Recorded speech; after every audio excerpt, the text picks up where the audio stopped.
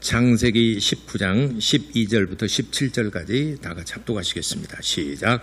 그 사람들이 롯에게 이르되 이 외에 내게 속한 자가 또 있느냐? 내 사위나 자녀나 성중에 내게 속한 자들을 다 성 밖으로 끌어내라. 그들에 대한 부르짖음이 여호와 앞에 크므로 여호와께서 이곳을 멸하시려고 우리를 보내셨나니 우리가 멸하리라. 롯이 나가서 그 딸들과 결혼할 사이들에게 말하여 이르기를 여호와께서 이 성을 멸하실 터이니 너희는 일어나 이곳에서 떠나라 하되 그의 사위들은 농담으로 여겼더라. 동틀 때 천사가 롯을 재촉하여 이르되 일어나 여기 있는 내 아내와 두 딸을 이끌어내라. 이 성의 죄악 중에 함께 멸망할까 하노라. 그러나 롯이 지체하매 그 사람들이 롯의 손과 그 아내의 손과 두 딸의 손을 잡아 인도하여 성 밖에 두니 여호와께서 그에게 자비를 더하심이었더라. 그 사람들이 밖으로 이끌어낸 후에 이르되 도망하여 생명을 보존하라. 돌아보거나 들에 머물지 말고 산으로 도망하여 멸망함을 면하라. 아멘. 오늘은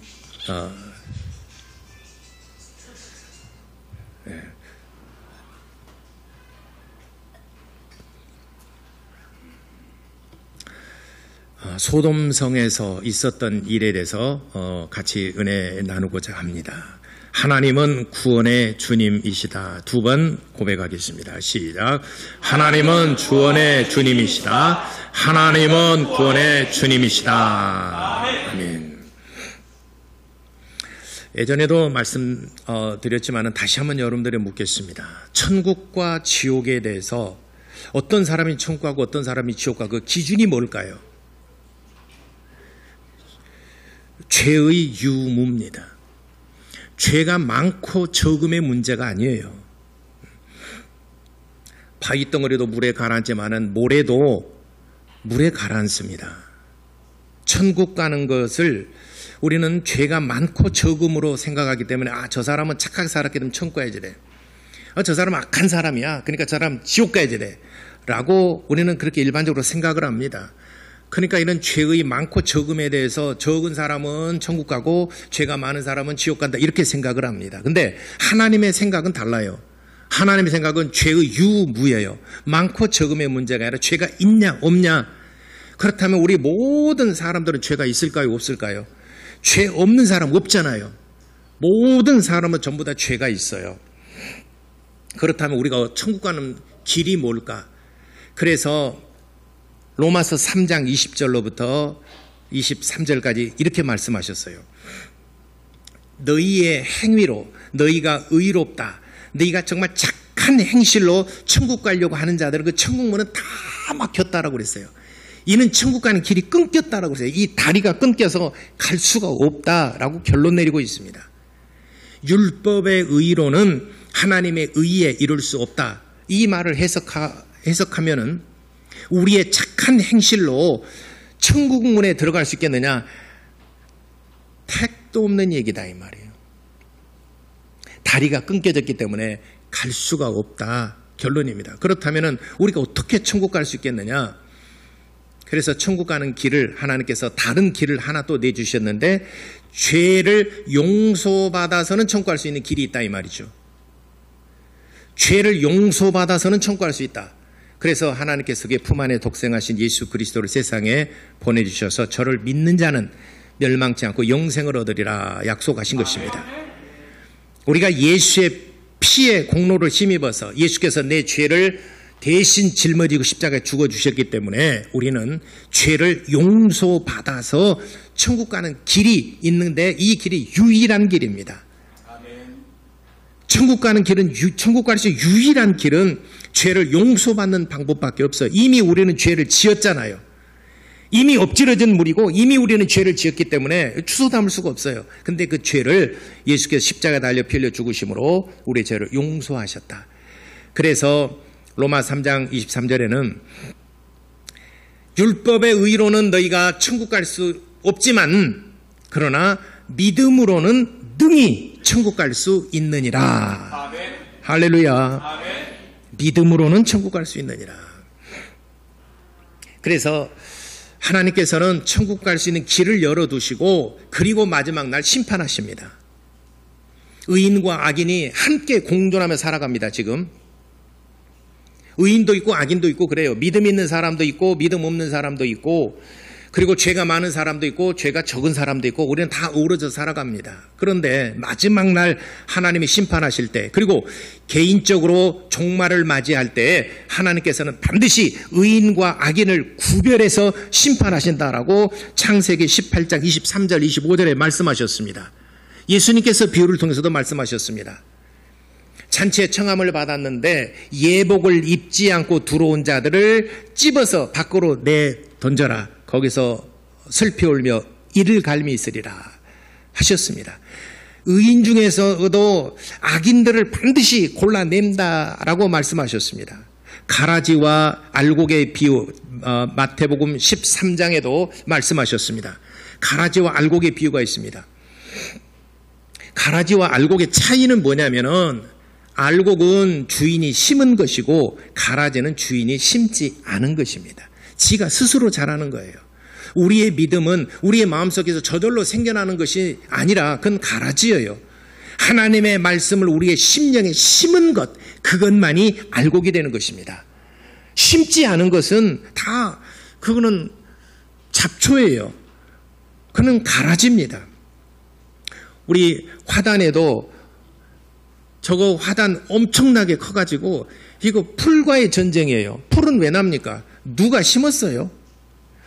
누가 저녁에 와서 심고 갔습니까? 풀을? CC카메라 돌려봐도 누가 심은 것이 아니라 주인이 심지 않았는데 지가 저절로 난 거예요.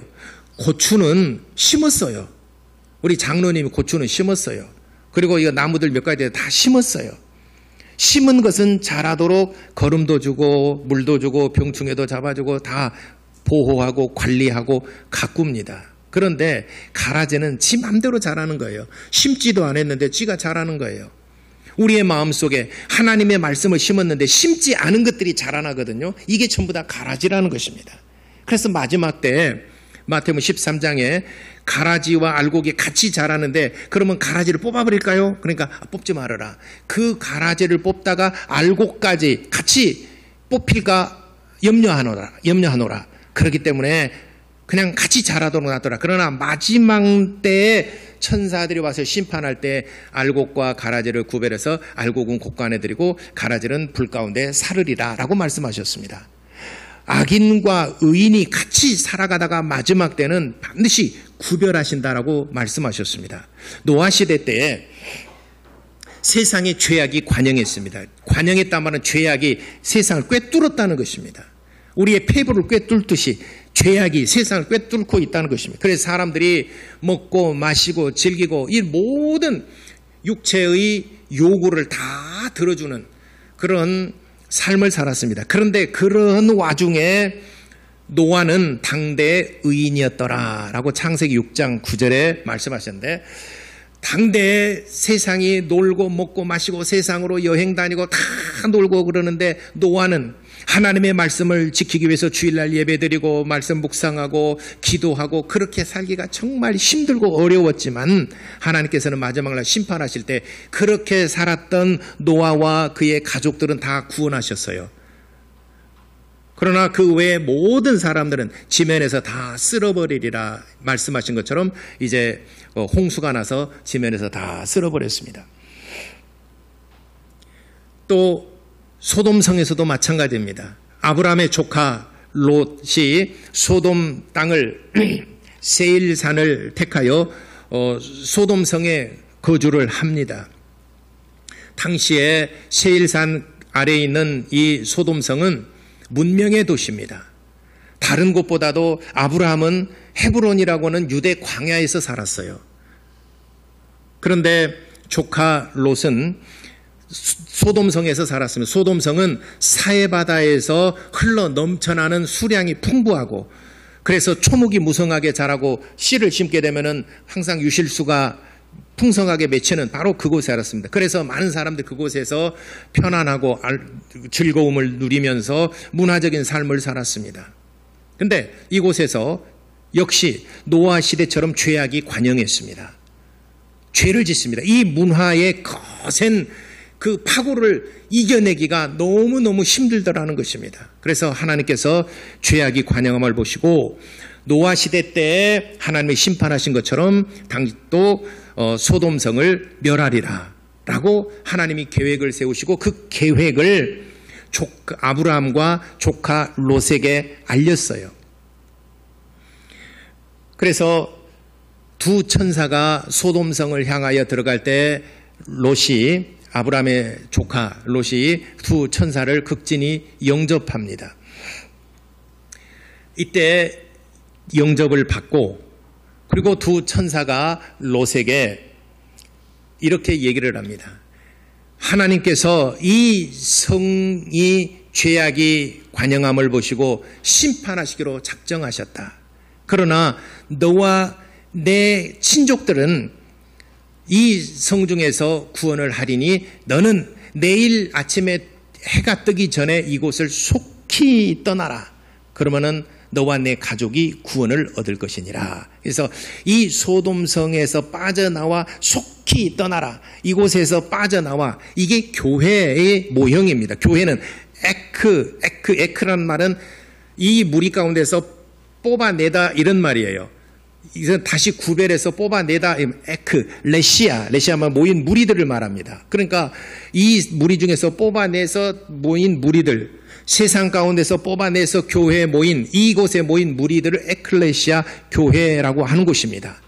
그래서 소돔성에서도 내일 아침에 동이 트게 되면 해가 떠오르게 되면은 이제 하나님께서 이 소돔성을 멸하리니 해가 뜨기 전에 너와 내 가족들은 속히 이곳을 떠나라 하고 두 천사가 롯에게 알려줬습니다.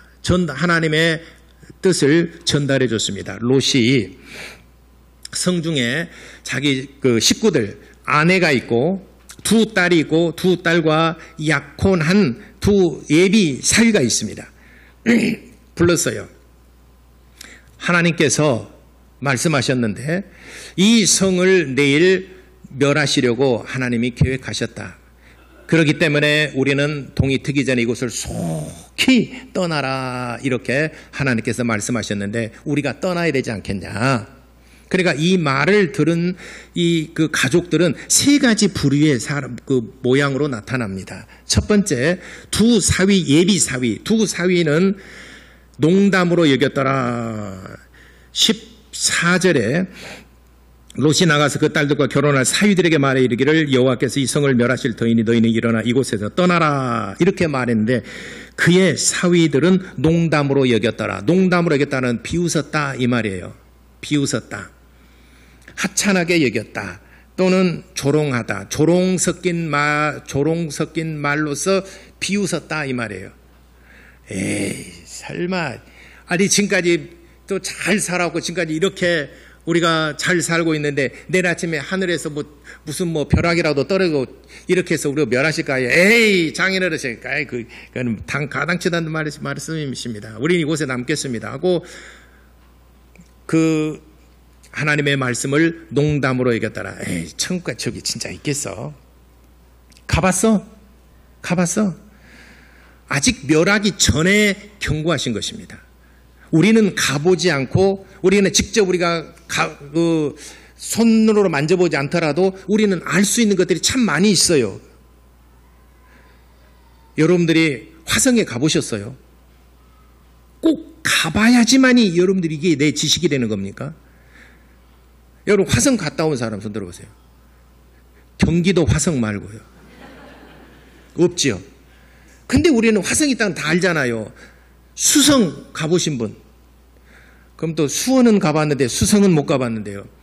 수성 가본 사람 없지만 수성 다 있는 거 알잖아요. 학교 다닐 때 수금자목 도천하면 다 외웠잖아요. 여러분들. 있다라고 여러분들 알잖아요. 근데 수성은 본 사람 있어요? 어느 별이 수성인지 저도 몰라요. 목성이 어느 별이 목성인지 별은 아니지만 어느 행성이 몰라요. 달만 쳐다보죠. 달은 크니까 쳐다보고 달이 있구나 알지만은 우리가 꼭 가봐야지만이 우리가 아는 것이 아니라 꼭 심판이 시작되면 이미 늦습니다. 이거하고 똑같아요. 사람 다 죽는 거예요. 언젠가는. 죽어봤어? 너 죽어봤어? 너 죽어보고 말하는 거야? 죽어버리면 말을 못하는 거죠. 그러나 우리는 많은 사람들의 경험을 통해서 사람이라서 언젠가는 죽는구나. 죽는 시점을 보니까 70이요 강건하면 80이고 성경적으로 시편 90편에 인생은 70이요 강건하면 80이라고 그랬는데 그 연수의 자랑은 수고와 슬픔뿐이더라. 언젠가는 사람들이 다 죽더라는 거예요. 그래서 하나님의 심판이 시작되면 이미 늦습니다. 두 사위는 농담으로 얘기했더라. 천국 가봤어? 하나님이 지금까지 우리는 편하게 다 살고 있는데 어떻게 하나님이 심판한다고 그래요? 나는 약혼은 했지만 혹시 결혼했으면 모르지만 약혼을 했는데 여자가 그 장인의 이 두 딸만 있는 것이 아니라 그래서 세상에 남았습니다. 이런 유형의 사람들 하나님의 말씀을 듣기는 듣지만은 농담으로 여기고 비웃고 설마 그럴 수 있겠어? 라고 말씀은 듣기는 들었지만 그렇게 여기는 사람이 한 부류의 사람이 있습니다. 두 번째 부류의 사람은 조카인 아브라함 조카 롯과 같은 사람이에요. 자, 롯은 어떻게 반응했냐면은 이 말씀을 천사로 직접 전해 들었잖아요. 그런데 15절에 보니까 동틀 때 천사가 롯을 재촉하여 이르되 왜 재촉했겠습니까? 천사는 마음이 급해요. 천사는 하나님께서 심판하신다는 걸 분명히 알기 때문에 동이 터오르게 되면 이제는 이러고서 심판할 텐데 빨리 가자. 좀 서둘러라. 좀 서둘러. 그런데도 16절에 보니까 그러나 롯이 또 지체했다라고 그랬어요. 여러분 교회 갈 때 꼭 이런 사람 있죠. 여보 빨리빨리 가야 예배 늦겠어. 예배 시간 늦겠어. 아주 빨리 좀 가자. 아주 기다려. 천천히 가게. 그래서 이렇게 그 조카 롯의 믿음이에요. 그러니까 꼭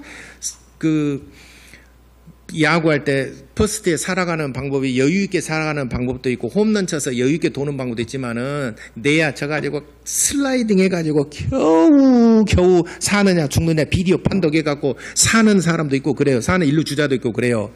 아슬아슬하잖아. 우리가 볼 때 여유있게 안 다쳐갖고 일루에 딱 들어가가지고 1루를 이렇게 좀 넘보기 얼마나 좋아요. 여러분 꼭 비디오 판독해서 여러분들이 인류에 세이브 하듯이 그렇게 여러분들이 교회에 나오지 마시고 여러분 미리미리 좀 준비하시기 바랍니다. 조카 롯은 그랬어요.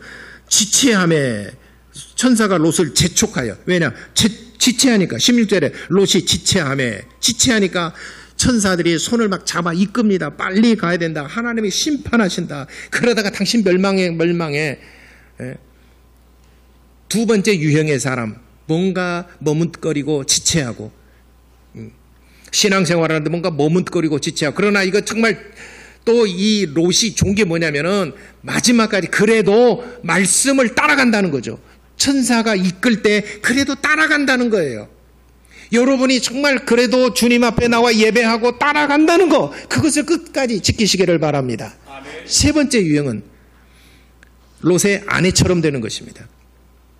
이제는 동이 터서 이 소돔성을 빠져나가서 막 달려가고 있는데 이제 하나님의 심판이 시작됩니다. 하늘에서 유황이 비가 오듯이 유황불이 떨어집니다. 그러니까 그 온통 소돔성이 불바다가 되어버렸습니다. 얼마나 아비 규환이 됐겠습니까?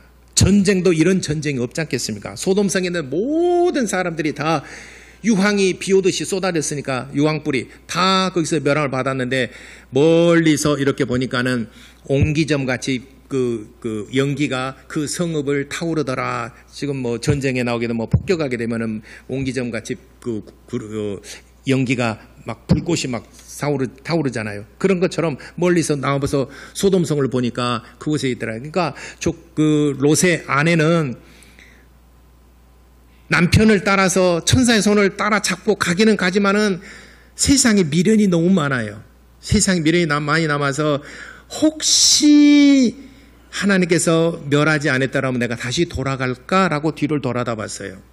이미 하나님의 심판은 시작되었지만 롯의 아내의 마음은 세상에 가 있습니다. 소돔성에 가 있어요. 그러니까 따라가긴 가지만은 마음이 세상에 있다는 거죠. 롯의 아내는 소금 기둥이 됐습니다. 구원받지 못했습니다. 이런 성도들의 유형이 굉장히 많아요. 롯의 아내만 그러겠습니까? 여러분이 이곳에 앉아있기는 하지만은 딴 생각하고 방금 여러분 돌아왔죠. 이 소위 들으니까. 지금 딴 생각하다가 나도 롯의 아내처럼 되지 않아야 되겠다. 딴 생각을 이렇게 가다가 지금 얼른 돌아온 사람도 있을 거예요. 지금. 잘하신 겁니다. 근데 롯의 아내는 마음이 세상에 있어요. 미련이 남아 있어요. 그래서 따라가긴 가지만은 항상 마음이 뒤에가 있으니까 뒤를 돌아다 봤죠. 뒤를 바라보고 쟁기를 잡고 뒤를 바라보자는 내게 합당치 않다라고 예수께서 말씀하셨습니다. 쟁기를 잡았으면은 앞을 쟁기를 갈아야 되는데 쟁기를 잡고 뒤를 다 바라본다. 세상의 미련을 가지고 있는 사람, 롯의 아내처럼 소금 기둥이 됩니다. 이 세 번째 유형의 사람이 있습니다.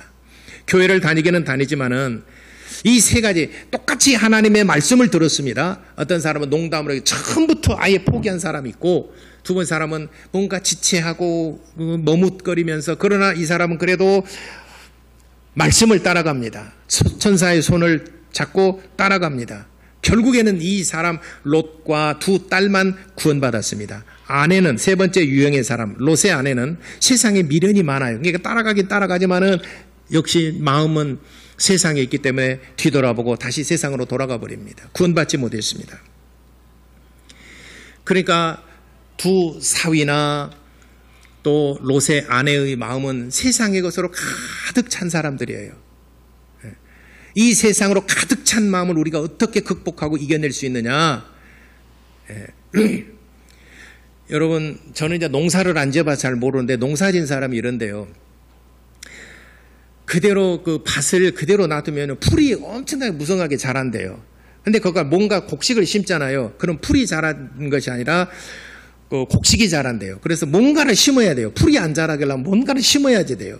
그런데요, 여러분 안에 세상의 마음으로 가득 찼잖아요. 그러면은 여러분 세상에 그런 가라지들이 자라나지 않게 하려면은 하나님의 말씀을 심으시기 바랍니다. 여러분 마음에 하나님의 말씀을 많이 심으세요. 빼곡하게 심으세요. 그러면은 가라지가 자라질 않아요. 잡초가 자라질 않아요. 하나님의 말씀이 없으니까, 세상의 욕심으로 가득, 세상의 가라지로, 세상의 것으로 가득 차니까 결국은 마지막 순간에 뒤를 돌아다 봅니다. 세상의 미련을 가지게 됩니다. 여러분, 오늘부터라도 하나님의 말씀을 여러분 심령 안에 많이 심으시기를 바랍니다. 우리가 세상의 문화, 세상의 유혹들, 육신이 요구하는 것들, 이것을 정말 이겨낸다는 것이 얼마나 힘든지 몰라요. 목사도 이겨내기가 힘들어요. 세상의 거센 문화의 파고를 그걸 맞서서 싸우기가 정말 힘들어요. 그렇기 때문에 하나님께 더 기도합니다. 한 5년, 10년 가까이 전에 파키스탄에 선교하시는 그 선교사님이 우리 교회에 오셨는데, 그 전에 제가 한번 그 선교사님하고 같이 그 식사하면서 한번 만났습니다. 근데 한 3, 4, 5년 전에 파키스탄에서 파키스탄은 95%, 97%가 이슬람입니다. 근데 파키스탄에는 또 종교의 자유가 있어요. 중국에도 종교의 자유가 있어요. 근데 중국에도 종교가 자유가 있고 또 파키스탄은 종교의 자유가 있지요. 북한에는 종교의 자유가 없습니다. 공식적으로 그렇게 말해요. 근데 북한에도 제가 문서도 봤어요. 제가 북한이 아닙니다. 저 북한 안 갔다 왔어요. 중국에 수십 차례, 수십은 아니지만 열 몇 번 중국에 가서 선교하고 목사들 가르치고 신학원 가르치고 계속 그 중국에 교제하고 가서 강의하고 가르치고 할 때에 제가 그 길림성의 그 국장을 만나서 그 종교에 관한, 중국의 종교에 관한 정책에 대해서 책자를 줘서 제가 봤어요. 거기는 분명히 종교의 자유가 있다라고 명시가 되어 있어요. 근데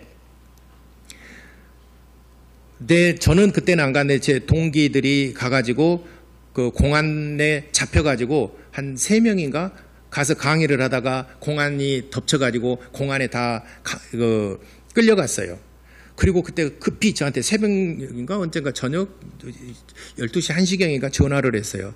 목사님 빨리 좀 연락해서 한국에 우리는 지금 연락하기가 좀 힘드니까 여차대차해서 좀 이렇게 좀 도와달라고 해서 저도 이제 여기저기 이제 새벽 12시, 1시, 2시 무릅쓰고 그냥 여기저기 연락을 해가지고 한 적이 있습니다. 왜 잡혔느냐? 종교의 자유가 없어요. 그러나 분명히 이 기록물에는 종교 정책에 대해서는 종교의 자유가 있어요. 근데 그 종교의 자유가 뭐냐면은 누구든지 신앙을 가질 자유는 있어요. 역으로 말하자면은 자유가 있기 때문에 강요하지 말으라는 거예요. 그러니까 종교의 자유가 제한되는 것이죠. 역으로 말하자면. 예전에 한 15년 전쯤에 중국의 그 종교 부국장, 한 차관 정도 됩니다. 종교 담당 차관이시죠. 한국에 왔습니다. 그래서 한국의 여의도 교회나 또 뭐 큰 교회, 대형교회 목사님들 같이 포럼도 갖고 할 때 저도 그때 같이 가고 옆에 있었는데 거기도 분명히 종교의 자유가 있다라고 말을 합니다. 그런데 그 비하인드에는 뭐가 있냐면은 종교의 자유가 있기 때문에 강요하지 말아라 이거예요. 기독교는 전도하는 거잖아요. 근데 강요가 아니라 우리 전도를 해야 되잖아요. 전도하지 말라는 거예요. 파키스탄에도 종교의 자유가 있다라고 말합니다. 근데 종교의 자유가 있단 말을 뒤집어 보면은 종교의 자유가 있기 때문에 강요하지 말라는 겁니다. 그래서 95%, 97%가 이슬람인데 기독교 인구는 1%도 안 됩니다. 0몇 %예요. 근데 거기에서 선교를 하고 말씀 가르치고 전도하고 하다 보니까는 너무 힘든 거예요. 그래서 한 5년 전인가는 이거 신문에도 여러분 다 아시겠지만 신문에도 그런 기사가 났어요. 이제는 파키스탄에서 기독교에 대해서 가르치지 말아라. 그리고 전도하지 말아라. 그리고 네 신앙은 네가 가지고 너만 소유해라. 이렇게 했습니다. 만일 네가 다른 사람을 가르치고 거기에서 또 예배를 하고 한다면은 그 사람은 감옥에 가든지 아니면은 추방을 하든지 아니면은 이슬람으로 개종을 해라. 살아남기 위한 방법이에요. 이것도 저것도 아니다면은 그 사람을 죽입니다. 그래서 개종을 하든지 아니면은 떠나든지. 그래서 그때 당시에 기독교인들이 굉장히 많은 핍박을 받았습니다. 그래서 많은 기독교인들이 파키스탄에서 더 이상 머무르지 못하고 집을 정리를 하고 짐을 싸들고 그렇게 해서 국경을 넘어갑니다. 근데 국경을 넘어갈 때 전부 다 이제 검색을 하죠. 국경을 넘어갈 때 검색을 하는데 소지품 중에서 돈이 있으면 재산을 정리하고 외국에 이주해서 살려면 돈이 있어야 되지 않습니까? 이 돈은 파키스탄 안에 있는 것이기 때문에 밖으로 유출이 안 된다. 돈을 다 뺏었어요. 그리고 너는 빈 몸으로 가라. 돈 다 빼앗기고 빈 몸으로 국경을 넘었습니다. 정말 비참하고 너무너무 정말 되게 안쓰러운 정도가 아니라 너무너무 비참한 그런 그 일이 한 5년 전인가 아주 그 신문에도 그 대서특필되고 그랬었습니다. 이런 상황 속에서 선교를 하고 예배하고 전도하고 한다는 게 너무 힘들어요. 그래서 파키스탄 내부 사정을 얘기를 하더라고요. 그러면서 이 선교사님이 한국에 한 2주간 정도 머무르면서 근데요 목사님, 한국에서 신앙생활하기가 더 힘들어요. 너는 좀 깜짝 놀랐어요. 왜요? 한국에는 유혹하는 것들이 너무 많아요. 문화, 육신의 요구들, 네온사인, 불빛 이런 요구하는 것들 너무 힘들어요. 차라리 핍박을 받고 거기서 정신 바짝 차리고 기도하고 하나님께 예배하고 하나님께서 하루하루의 삶을 인도하지 아니하시면 살 수 없을 만큼 그렇게 긴박한 긴장 속에서 하나님을 섬기는 것이 오히려 더 낫더라는 것입니다. 다윗처럼. 다윗이 13년간 광야에서 하나님을 섬긴 것처럼.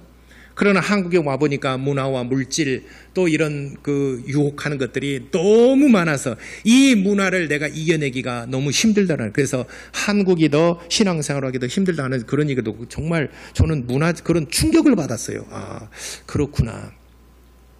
소돔성이 그와 같은 도시였습니다. 그와 같은 도시에서 아브라함의 조카 롯이 신앙을 그래도 붙들고 있었다는 것이 하나님이 보실 때 그 가정을 구원하시기로 작정하신 것입니다. 우리도 이 세 가지 유형 가운데서 그나마 그래도 모든 문화와 그리고 모든 유혹하는 것들을 끝까지 이겨내고 하나님의 말씀을 붙잡고 하나님을 따라가는, 그래서 소활 땅에 이르러서 구원받는 모든 성도 여러분 되시기를 예수 이름으로 축원합니다. 우리가 이 세상에서 구원받는 그 자체도 엄청 힘들고 이 문화와 육신의 요구들, 소욕들, 또 우리를 즐겁게 하는 것들, 이것들을 이겨내기가 너무너무 힘들어요. 그러니까 어찌 보면 차라리 6.25 끝나고 50년대, 60년대, 70년대가 신앙산업이 더 좋았고, 지금 90년 올림픽 이후로 90년대부터 21세기 들어서부터 신앙산업하기가 더 힘들다는, 그러니까 교회 성장도 멈칫하고 주춤하더니만 이제는 성장도 전부 다 하향세지 않습니까? 기독교인들이 점점 줄어들고 오히려 세상으로부터 조롱거리가 되고 세상을 이길 힘을 점점 잃어가 버리고 있지 않습니까? 예전에는 50년, 60년, 70년, 80년대까지는 세상을 이기고 정복하고 오직 기도와 말씀으로 세상을 이겨나가면서 또 문화를 이겨나가면서 그렇게 영적인 힘이 있었는데, 지금은 성도들이 너무 힘이 없어요. 뭐 우리 교도 예외는 아닙니다. 저도 마찬가지고. 우리가 다시 한번 힘을 내서 천사가 손을 잡아 이끌 때 따라가서 구원을 받았던 것처럼 우리도 하나님의 말씀에 이끌림을 받아서 이 소돔성과 같은 세상을 살아갈 때에 하나님의 말씀에 이끌림을 받아서 구원에 이르르는 우리 모든 교회 성도 되시기를 예수 이름으로 축원합니다. 기도하겠습니다. 이 시간에 소돔성과 같은 노아 시대와 같은 시대를 우리가 지금 살아가고 있는데 하나님 말씀으로 나를 이끌어 주시기를 원합니다. 내가 하나님의 말씀 이끌림 받아 끝까지 구원에 이르를 때까지 따라가겠사오니 나와 내 가족들 한 사람도 놓치지 않냐고 다 구원에 이르를 수 있도록 하나님 도와주시기를 원합니다. 이렇게 우리 다 같이 기도하시겠습니다.